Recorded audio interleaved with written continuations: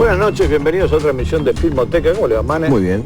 Yo también, muy contento. Usted vio, Manes, que en la última entrega de los Oscars hubo grandes contrastes, ¿no? De pronto, una película que, bueno, se promocionó como la más cara de la historia del cine y tal, terminó ganándole una película de relativamente bajo presupuesto, como fue Vivir al Límite, la película de Catherine Bigelow. Sí. Y en ese mismo contexto fue muy adecuado que le diera un Oscar honorario a un tipo que, cuando nosotros coleccionábamos sus películas, jamás nos hubiésemos imaginado que le iban a dar un Oscar, que le iban a dar bola, siquiera. Sí, un tipo que la mayoría de las películas que hizo costaron, no sé, 2 pesos con 50. Sí, y algunas nada, porque estaban hechas con los 2 pesos 50 que había costado la anterior. Con, ¿no?, lo que sobraba. Con lo que sobraba de la otra, el tipo hacía esta. Estamos hablando de Roger Corman, un hombre que fue importante no solamente por la obra que realizó, sino también por la que produjo y además por haber descubierto una cantidad de talentos realmente, que son los que definieron el cine moderno contemporáneo. La mitad de los directores importantes que hay ahora pasaron por Corman. Sí, por no hablar de técnicos, por no hablar de actores, digamos, hay una cantidad de gente que viene de la escuela Corman.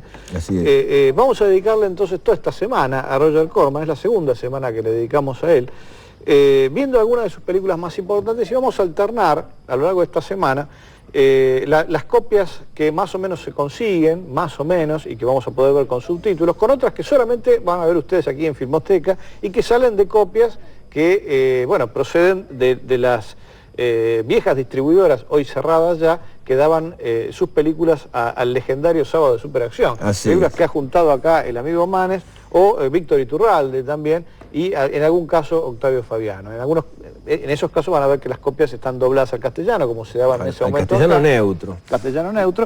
Y en otros casos, bueno, no, tenemos realmente la versión original. Cuando damos la copia doblada es porque realmente no se consigue la copia en su versión original. Sí, y a diferencia de la primera semana que hicimos hace ya un par de años atrás, en esta semana va a haber películas dirigidas por Roger Corman y otras producidas y dirigidas por gente que después se hizo muy famosa, ¿no?, como hablábamos antes.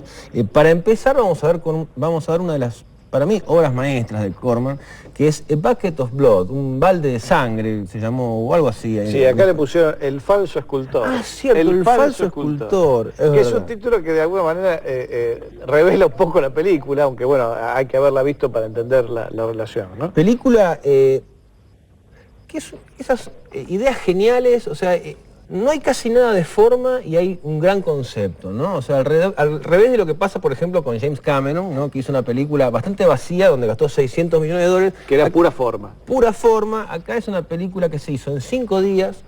El guión, que es de Corman, lo hizo junto con Charles Griffith, que es el guionista prácticamente de todas las películas de Corman, lo hicieron en un día. O sea, en un día se pusieron a charlar, así como nosotros vamos a comer y pensamos que vamos a hacer el programa. Fueron a comer y cuando terminaron ya tenían la película, ¿no?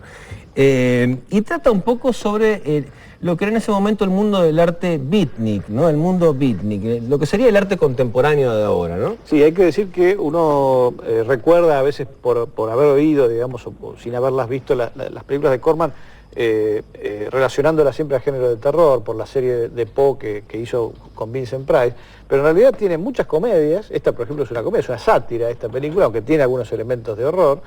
Tiene policiales, digamos, no tiene un musical porque nunca le dio el paño para hacer uno, tiene muchos westerns, tiene toda clase de películas. Lo que pasa género, que ustedes, hablando de Sábados de Superacción, lo que ocurrió fue que cuando aparece la televisión color, las películas en blanco y negro pasaron a ser mala palabra. Directamente las tiraron a todos, por eso las tenemos nosotros, las pudimos conseguir, y solo se siguió dando de Corman lo que era en colores. Por eso la mayoría de gente recuerda La caída de la casa Usher, El pozo y el péndulo, todas películas en colores. Pero todo lo que era blanco y negro se dejó de dar. Se dejó de dar, ¿no? Y esta realmente es una de las de las mejores hechas en blanco y negro, y además es francamente una sátira. Hay que verla como una sátira, como usted decía, del arte contemporáneo, es decir, una sátira perfectamente vigente, ¿no? Absolutamente vigente. O sea, van a ver que son igualmente de vacíos y de ridículos, porque fueron con Charles Griffith a visitar bares beatniks. La película se sitúa, como pasa con muchas de las películas más baratas de Corman, prácticamente en un solo decorado, porque la tenía que filmar en 5 días.